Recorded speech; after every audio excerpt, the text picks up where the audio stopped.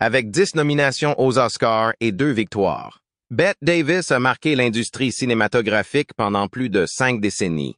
Cependant, ce Phil, Hyman, voit sa mère très différemment.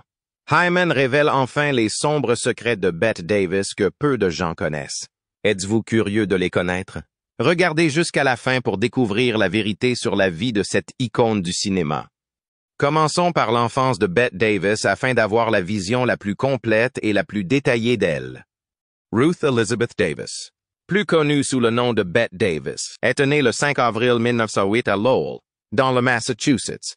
Elle est la fille de Ruth Augusta et Harlow Merle Davis. Mais ses parents ne restent pas longtemps ensemble. Alors que Bette n'a que 10 ans, ils divorcent, et elle et sa jeune sœur sont élevées seules par leur mère. Pendant son enfance, Bette n'est pas différente des autres filles ordinaires, mais elle attire facilement l'attention de son entourage.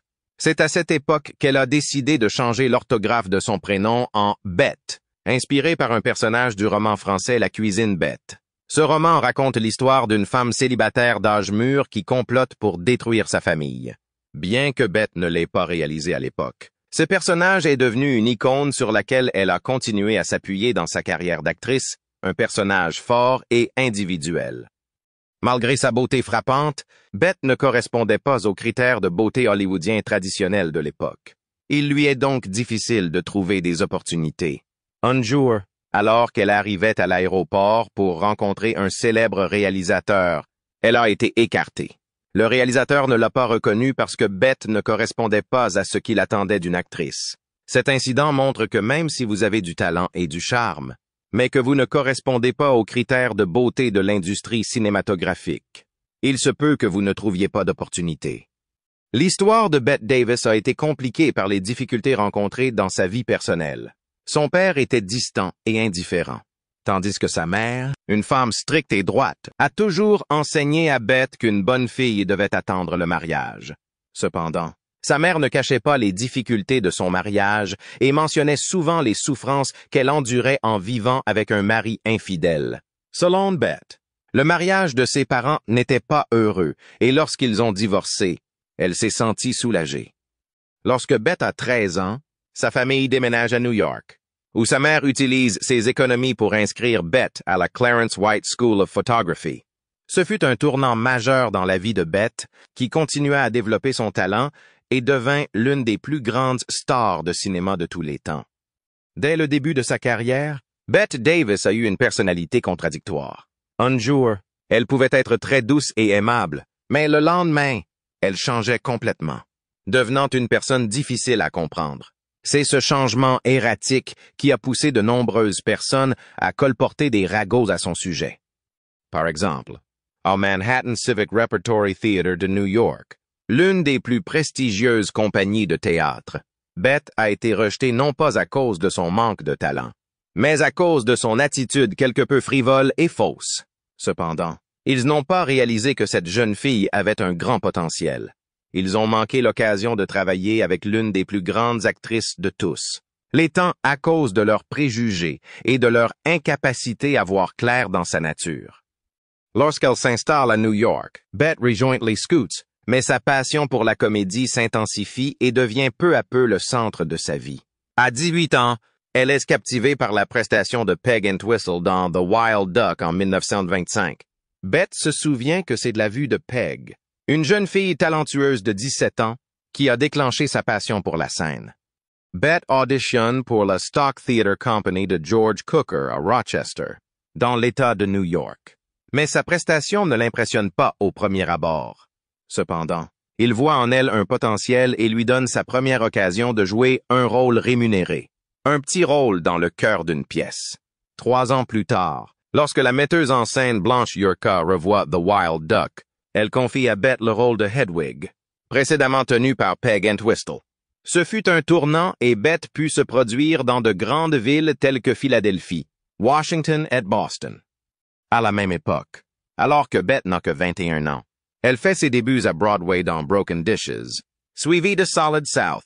Bien que sa carrière hollywoodienne n'ait pas démarré en douceur, Bette signe un contrat avec les studios Universal en 1931, alors qu'elle n'a que 23 ans.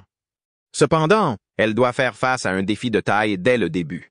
Lors de son premier essai à l'écran, Bette échoue et, au lieu de se voir confier le rôle principal, elle doit aider d'autres acteurs à lire le scénario. Mais la chance lui sourit lorsqu'un caméraman reconnaît la beauté unique et les yeux captivants de Bette et lui confie son premier rôle dans Bad Sister. C'est le premier rôle important de Bette, où elle collabore avec Sidney Fox et Humphrey Bogart, marquant le début d'une étape importante dans sa carrière d'actrice. Malheureusement, Bad Sister n'a pas eu le succès escompté par Bette Davis.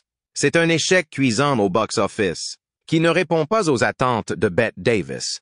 Les studios Universal décident même de la retirer de la distribution, obligeant Bette à chercher un nouveau travail. Cependant, ce film a au moins permis à Bette de mettre un pied dans l'industrie cinématographique. Ne se laissant pas décourager par cet échec, Bette persiste à poursuivre sa passion. Grâce à ses efforts incessants, elle attire l'attention et signe un contrat avec Warner Brothers après avoir reçu des éloges pour son rôle dans L'homme qui jouait à Dieu.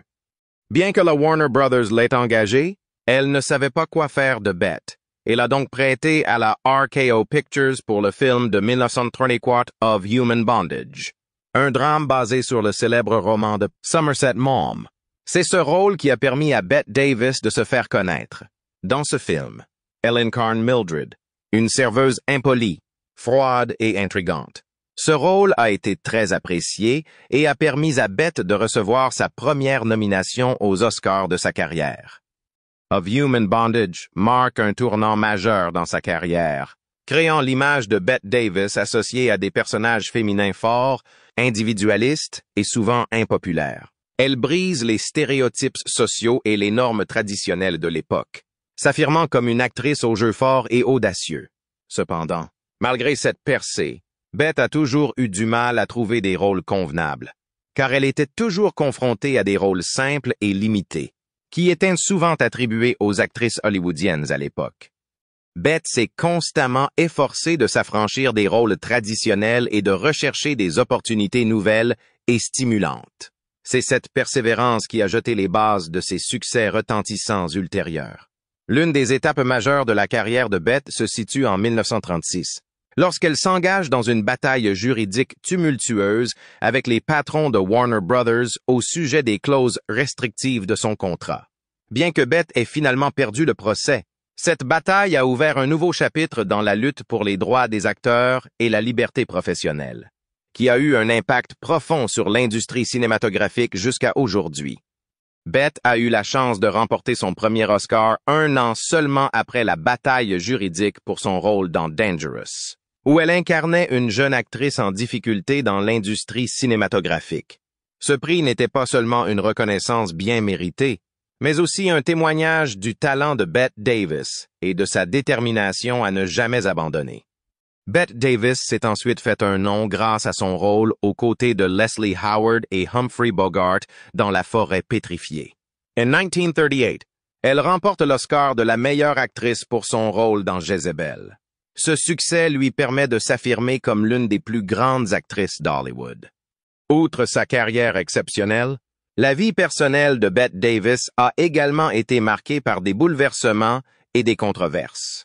Ayant grandi dans une famille aux parents sévères et au mariage malheureux, Bette était déterminée à se créer une vie différente de celle qu'elle avait connue. Cependant, cela n'a pas été facile, car elle a connu des échecs conjugaux. Elle se marie 4 fois au total et finit par élever seule ses enfants. En 1932, à l'âge de 24 ans, elle épouse son amour de lycée, le musicien Harmon Oscar Nelson Jr., surnommé Ham. Cette union ne donne pas lieu à des enfants et se termine par un divorce en 1938. Pendant toute la durée du mariage, Davis subit la violence de Nelson. Elle tombe enceinte à 2 reprises et, à chaque fois, elle est contrainte d'avorter.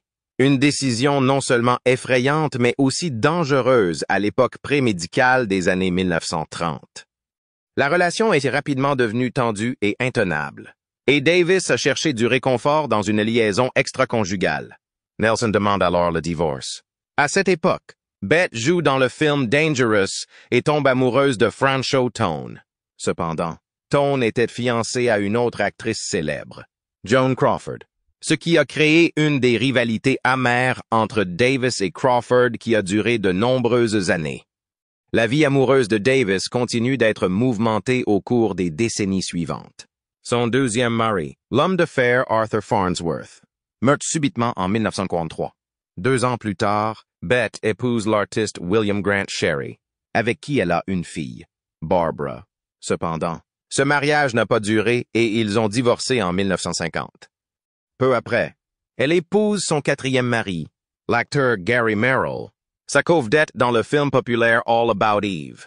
Le couple adopte 2 enfants, Margot et Michael.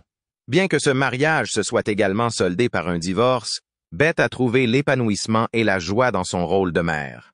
Bien que sa vie amoureuse ait été difficile, sa carrière a continué à prospérer et est restée une grande source de motivation pour elle tout au long de sa vie. Bette Davis est nommée pour la première fois aux Oscars pour Of Human Bondage en 1934 et remporte son premier Oscar pour Dangerous l'année suivante. Malgré les bouleversements survenus dans sa vie privée, elle réussit à conserver un travail fructueux. Du moins, sa relation avec sa carrière est réussie, comme en témoigne le fait qu'elle reçoit sa première nomination aux Oscars pour La servitude humaine. Elle a reçu un autre Oscar de la meilleure actrice pour son interprétation de Julie Marsden dans Jezebel, qui est considéré comme l'un des rôles les plus importants de sa carrière. C'est là que Barbara Davis Hyman, la fille de la légendaire actrice Bette Davis, a entré en jeu. Pour quelqu'un comme Barbara Davis, qui a toujours été dans l'ombre de la carrière exceptionnelle de sa mère, avoir pour mère une figure légendaire d'Hollywood doit être exceptionnellement difficile. Nous savons tous que c'est particulièrement vrai pour quelqu'un qui est resté dans l'ombre depuis son plus jeune âge. Selon ses dires, elle a eu du mal à gérer son parcours de découverte et d'identification de soi en raison de la dynamique qu'elle vivait. Par conséquent, pour les personnes qui étaient présentes au moment de la mort de Davis, celle-ci est décédée en 1949 à l'âge de 80 ans et a laissé, par testament, un legs qui a stupéfié le monde entier. C'est à cause des lignes « Je déclare que j'ai intentionnellement et en toute connaissance, de cause omise de pourvoir aux besoins de ma fille, qu'elle a déshérité sa fille Barbara dans son testament. » Cela a contraint Mme Hyman à accorder de nombreuses interviews et même à écrire un livre sur le lien qui existait entre elle et sa mère. Parmi les nombreuses choses qu'elle a dites, je pense que la plus choquante est la façon dont elle a décrit sa mère comme quelqu'un qui s'adonnait à des pratiques occultes et de sorcellerie. Selon Hyman, elle a déclaré qu'elle avait promis de se venger de moi parce que je ne me conformais pas à ce qu'elle voulait que je fasse. Lorsqu'elle repense à Davis, elle se souvient qu'il vidait des poissons et murmurait les noms des personnes qu'elle désapprouvait. De plus, Hyman affirme avoir vu sa mère se transformer en une créature diabolique, avec un visage diabolique et de longues griffes. Il est évident que leur relation était extrêmement problématique et qu'elle l'est restée tout au long de la vie de Barbara. En effet, contrairement à beaucoup d'autres femmes qui apprécient leurs enfants et s'efforcent d'être de grands modèles, Davis était différente. Par conséquent, le fait que sa fille biologique se soit manifestée et ait fait des commentaires désobligeants à son sujet montre à quel point le lien est profondément endommagé. Il est important de garder à l'esprit que lorsqu'elle a fait ces affirmations, elle a été critiquée par les médias et, bien sûr, par les partisans de Davis. Les découvertes étonnantes que Barbara Hyman a faites dans une série de vidéos sur YouTube intitulée A Long Day's Journey into Light étaient cependant quelque chose que personne n'aurait pu prédire. En d'autres termes, qui aurait cru que Davis était impliqué dans des pratiques occultes et de sorcellerie? D'autre part, Hyman ne cesse de divulguer des informations qui donnent une image négative de sa mère. Selon un grand nombre d'initiés, ces bandes ont été filmées dès la fin des années 1990, bien qu'elles aient été datées de 2015. Il n'est donc pas surprenant qu'elles soient réapparues récemment et qu'elles suscitent un nouvel intérêt. Barbara Davis Hyman, qui a aujourd'hui 75 ans, est un prédicateur et un auteur, en plus d'être une chrétienne qui est née de nouveau 2 fois. Tout au long de l'enquête, Hyman persiste à affirmer que Davis s'est livré à des expériences de sorcellerie et qu'elle a jeté des charmes depuis son lit. Le fait que ces déclarations aient été révélées plus de 26 ans après que sa mère soit décédée d'un cancer du sein donne L'impression que Hyman continue à nourrir du ressentiment à l'égard du lien empoisonné qu'elle a entretenu avec Davis pendant toutes ces années. Le public a été intrigué par les performances de Davis parce qu'elle a ajouté un degré de profondeur émotionnelle à chacun de ses rôles. Madame Davis est connue pour ses interprétations passionnées. Malgré cela, Hyman pense que l'intensité de la situation ne s'est pas limitée à l'écran. Madame Davis a été accusée de manipuler son entourage pour obtenir ce qu'elle voulait. Selon Madame Hyman, qui a décrit sa mère comme quelqu'un d'émotionnellement agressif et dominant. D'après ce que dit Hyman dans son livre My Mother's Keeper, ma mère n'était pas seulement une perfectionniste, c'était une figure dictatoriale. Malgré le fait que ses exigences étaient implacables, sa rage était intimidante. Cette représentation contraste fortement avec l'image publique d'une actrice qui a travaillé sans relâche et a triomphé d'une multitude de défis tout en travaillant dans une profession contrôlée par les hommes. L'abus de substances et le comportement imprévisible de Madame Davis constituent l'une des allégations les plus importantes formulées par Madame Hyman. Elle affirme que sa mère avait fréquemment recours à l'alcool pour faire face aux difficultés professionnelles et personnelles auxquelles elle était confrontée. Selon Hyman, la consommation d'alcool par Davis était la cause de son comportement imprévisible et agressif.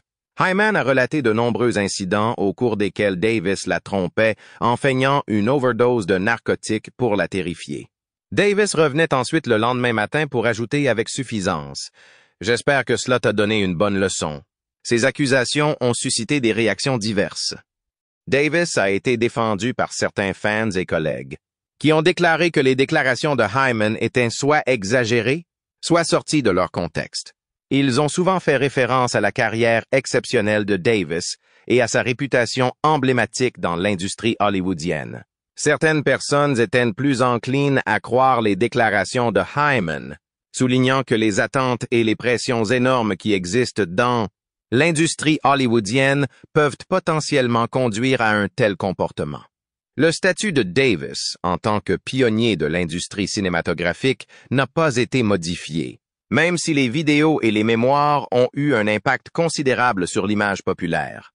Malgré le fait que ces éléments plus troublants de sa vie personnelle soient révélés au grand jour, son immense talent et ses réalisations dans l'industrie cinématographique continuent d'être reconnus. C'était Joan Crawford contre Bette Davis. Bien qu'elle soit relativement connue, la fille de Bette Davis a fourni de plus amples informations sur l'infâme dispute de sa mère avec la grande Joan Crawford. Ces deux femmes étant deux des figures les plus influentes de la période dorée d'Hollywood. Ce récit a été mis à la disposition du grand public. En revanche, Barbara nous révèle ce qui se passait en coulisses. En 1993, les studios Universal ont décidé de reconnaître la mère de Barbara, Bette Davis, comme la prochaine grande vedette du monde du cinéma. Barbara affirme que cette décision a été prise.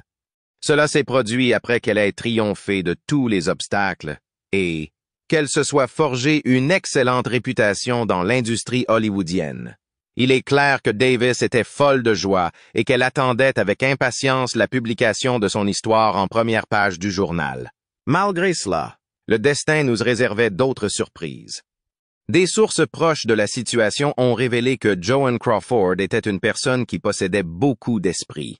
Et qu'en outre, elle était surtout connue pour son sens de l'à-propos dramatique. C'était le meilleur moment pour elle de faire de l'ombre à Davis, puisqu'elle a choisi le jour où cette dernière était révélée aux médias par les dirigeants de son studio. De tous les jours où elle aurait pu annoncer son projet, elle a choisi celui où Davis était révélé.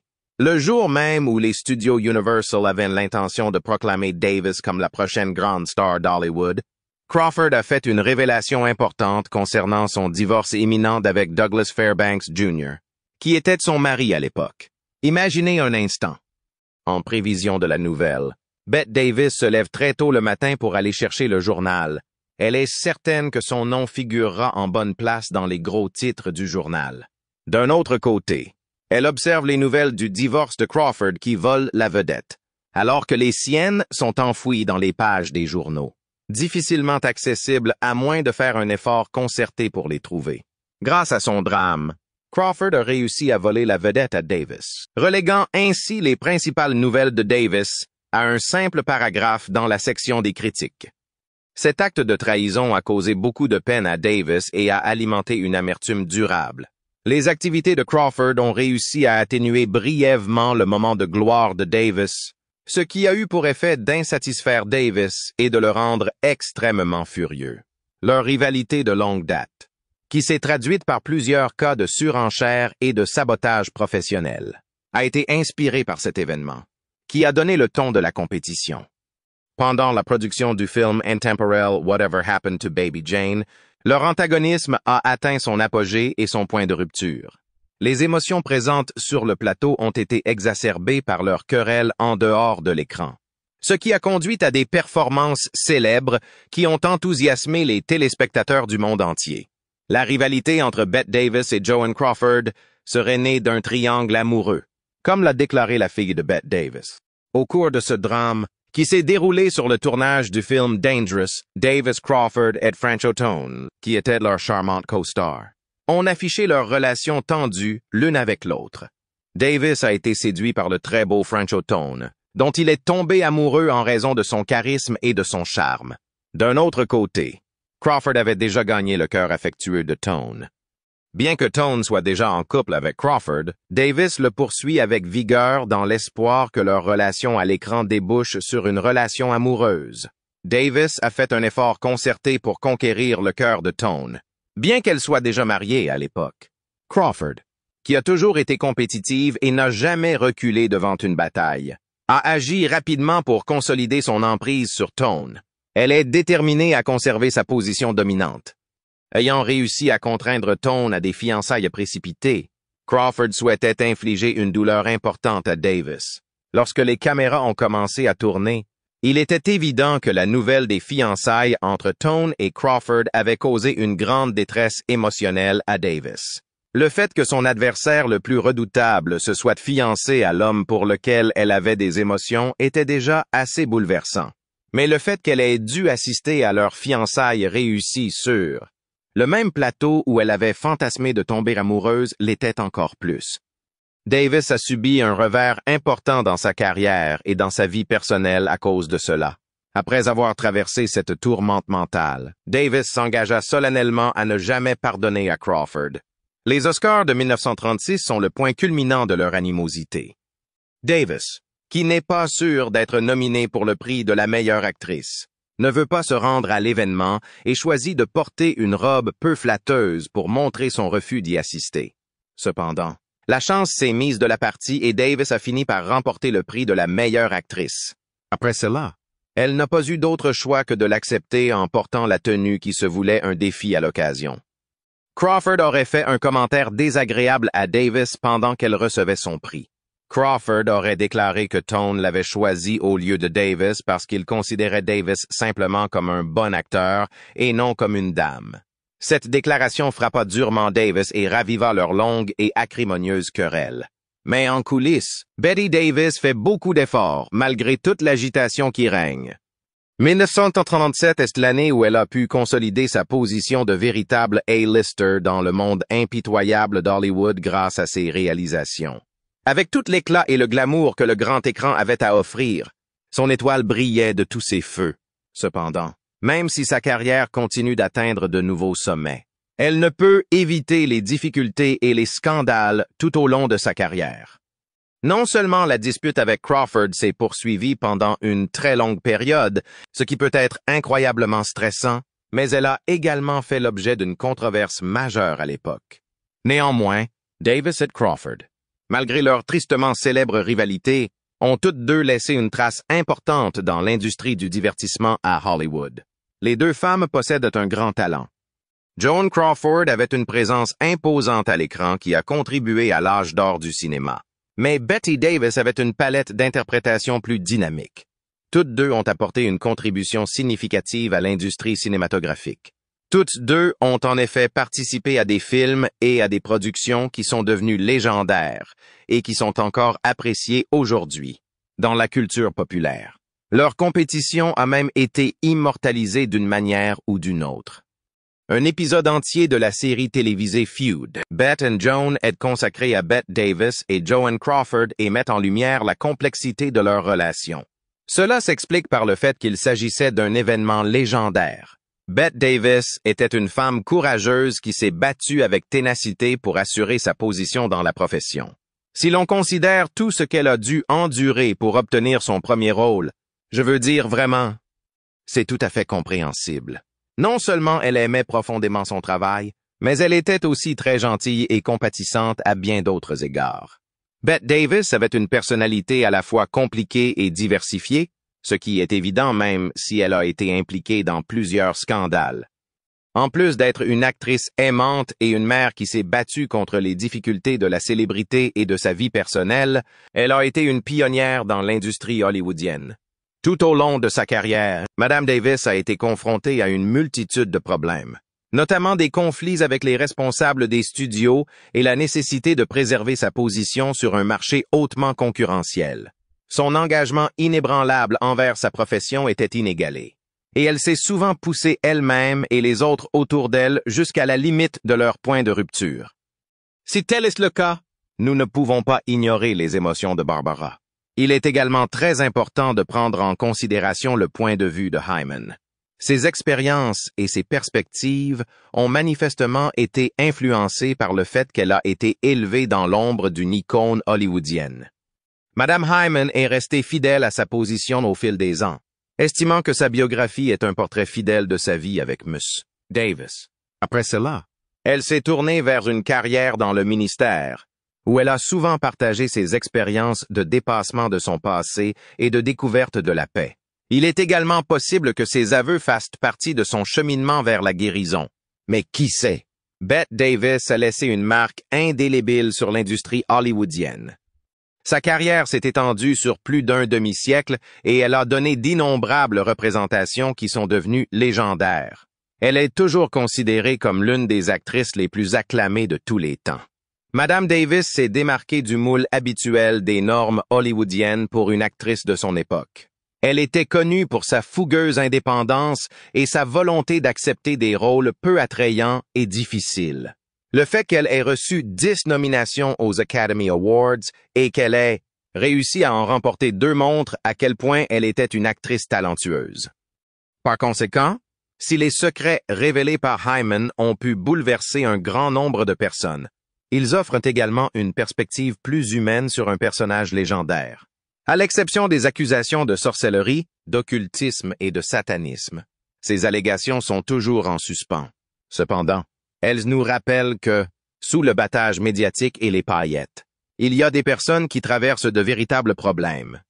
Madame Davis a accompli un travail remarquable tout au long de sa carrière, malgré la controverse qui l'entoure. Elle a contribué à la création du Hollywood Canteen, un club qui a diverti les troupes de la Seconde Guerre mondiale, et est devenue la première femme présidente de l'Academy of Motion Pictures Arts and Sciences, Académie des arts et des sciences du cinéma. Nous apprenons que nos héros ont des défauts et des problèmes, comme nous tous, au fur et à mesure que sa fille révèle des détails sur sa vie, ce qui enrichit son récit. Ces récits offrent une image plus complexe de sa carrière et de sa vie personnelle, ce qui ne minimise en rien ses réalisations dans le monde du cinéma. Preuve de son influence durable sur Hollywood, la vie et l'œuvre de Bette Davis ne cessent d'étonner et de motiver. En brisant les barrières des rôles féminins traditionnels et en exposant l'industrie à de nouvelles perspectives, son travail a encouragé les générations suivantes d'acteurs à suivre ses traces. Les révélations de sa fille mettent en lumière la nature complexe de son héritage et nous aident à mieux comprendre la femme dont l'histoire est devenue une légende. La Mort. Les dernières années de Bette Davis ont été marquées par d'intenses difficultés familiales, notamment avec la publication en 1985 du livre de sa fille Hyman, My Mother's Keeper. En réponse, Bette Davis publie ses mémoires This and That pour réfuter fermement les affirmations de Hyman. Avec les remarques de Hyman, ce conflit familial public a atteint son apogée et le drame s'est poursuivi jusqu'à la mort de Davis. Une opération pour un cancer du sein et 4 attaques cérébrales qui l'ont laissé. Paralysés font partie des graves problèmes de santé que Davis a endurés dans les années 1980. Elle a gardé sa volonté et son contrôle, même si elle était très malade, pour que son fils n'ait pas à la voir dans un état aussi vulnérable. Elle refusa fameusement sa visite. Sa maladie refait surface en 1949, mais elle affronte courageusement ses derniers jours au Festival international du film de Saint-Sébastien, à Neuilly-sur-Seine, en France, le 6 octobre. Les conflits familiaux ont persisté même après le départ de Davis. Le fait qu'elle ait exclu sa fille Hyman de son testament et qu'elle ait laissé toute sa fortune à son fils adoptif Michael et à son assistante Catherine Cermak a suscité de nouvelles discussions sur son testament. Si le ressentiment de Hyman à l'égard de sa mère résulte de cette exclusion, il peut être le signe de problèmes plus profonds dans la famille. Le passé. Au-delà des difficultés qu'elle a rencontrées dans sa vie personnelle, l'impact de Madame Davis sur le cinéma est incommensurable. Elle a été la pionnière des personnages féminins forts à Hollywood, et son héritage est celui de la persévérance. Elle a été la première femme à recevoir le prix de l'American Film Institute pour l'ensemble de sa carrière en 1977, et sa carrière s'est étendue sur plus d'une centaine de films. Son héritage riche et profondément humain est enrichi par le drame qui a entouré ces dernières années, en plus de sa persévérance et de ses réalisations professionnelles. Que pensez-vous de cette femme, de son illustre carrière et de la part d'ombre qu'elle recèle? N'hésitez pas à nous faire part de vos réflexions dans les commentaires ci-dessous. Et n'oubliez pas d'aimer la vidéo et de vous abonner à la chaîne pour des mises à jour plus intéressantes. Merci et à bientôt dans les prochaines vidéos.